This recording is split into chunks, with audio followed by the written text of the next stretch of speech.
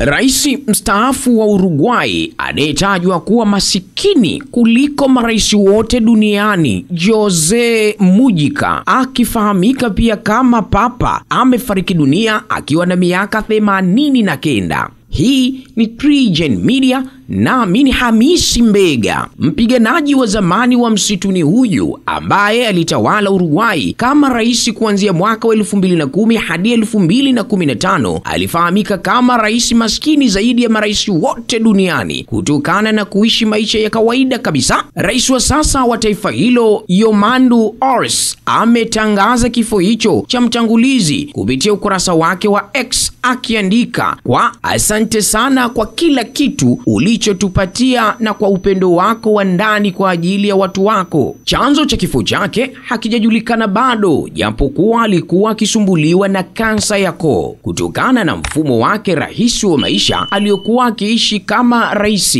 ukosoaji wake na mageuzi ya kijamii aliyofanya ama kuyajenga yalileta matokeo kadhaa, ikiwemo Uruguay kuwa nchi ya kwanza kuhalalisha matumizi ya bangi.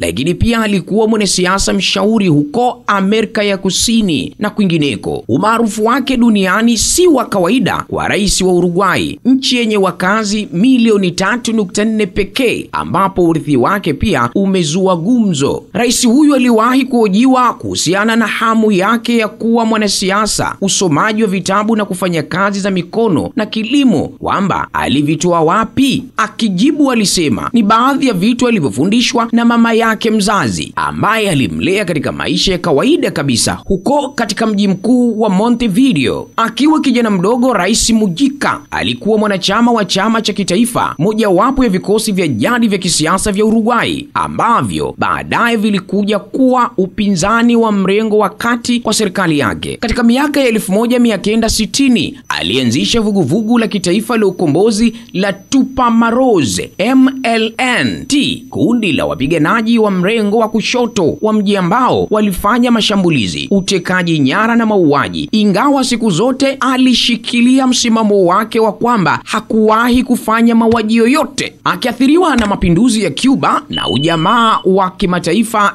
MLNT ilianzisha kampeni ya upinzani wa siri dhidi ya serikali ya Uruguay ambayo wakati huo ilikuwa ya kikatiba na kidemokrasia, ingawa wale wa mlengo wa kushoto walimshutumu kuwa inazidi kuwa ya kimabavu. Katika kipindi hiki Mujica alitekwa mara 4. Katika mojawapo ya matukio hayo mwaka 1970 alipigwa risasi 6 karibu apoteze maisha. Kwa ufupi, huyu ndiye Mujica, rais mstaafu wa Uruguay, ambaye wakati marais wengine walio wengi wakiishi maisha ya kifahari na utajiri mkubwa, yeye kwake hadi anafariki ameacha mshangao kutokana na kuishi maisha ya kimaskini. Je, ungekuwa wewe ndio upo kwenye kiti cha urais, ungekubali kuishi maisha ya ufukara? Hii ni TriGen Media. Mimi ni Hamisi Mbega, sauti yenye mamlaka ya kitaarifa. Kuwa wa kwanza kupata taarifa zetu mpya kila zinapowekwa kwa kulike na kusubscribe channel hii.